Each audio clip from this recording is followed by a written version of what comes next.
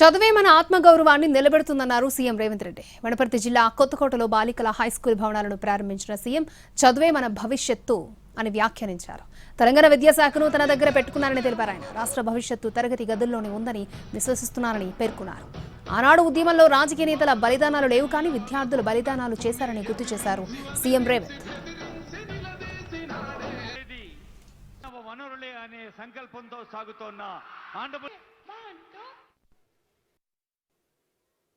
మా ప్రభుత్వ పాఠశాలలో ఉన్న సిబ్బంది ఉపాధ్యాయులకు ఉన్న అనుభవం కానీ, వాళ్ళకున్న అర్హత కానీ, వాళ్ళకున్న డిగ్రీలలో సగం కూడా ప్రైవేట్ పాఠశాలల్లో టీచర్లకు లేవు.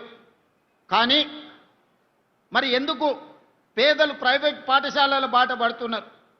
ఎందుకు పేదలు ప్రభుత్వ పాఠశాలల్లో చేరడం లేదు అంటే, ప్రభుత్వం ఆ పాఠశాలల పట్ల నిర్లక్ష్యం వహించడం వల్ల, మౌలిక వసతులు లేకపోవడం వల్లనే.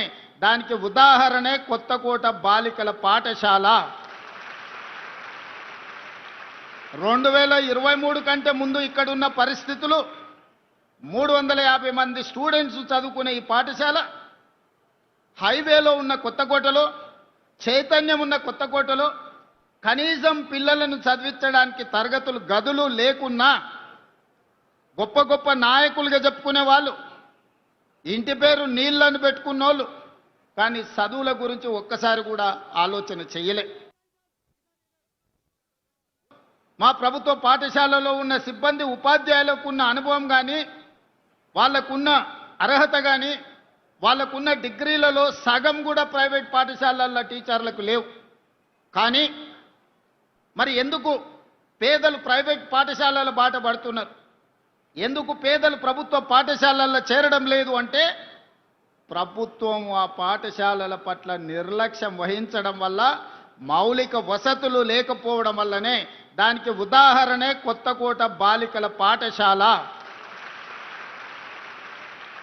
2023 కంటే ముందు ఇక్కడున్న పరిస్థితులు 350 మంది స్టూడెంట్స్ చదువుకునే ఈ పాఠశాల హైవేలో ఉన్న కొత్తకోటలో, చైతన్యం ఉన్న కొత్తకోటలో కనీసం పిల్లలను చదివించడానికి తరగతులు గదులు లేకున్నా, గొప్ప గొప్ప నాయకులుగా చెప్పుకునే వాళ్ళు, ఇంటి పేరు నీళ్ళని పెట్టుకున్నోళ్ళు, కానీ చదువుల గురించి ఒక్కసారి కూడా ఆలోచన చేయలే.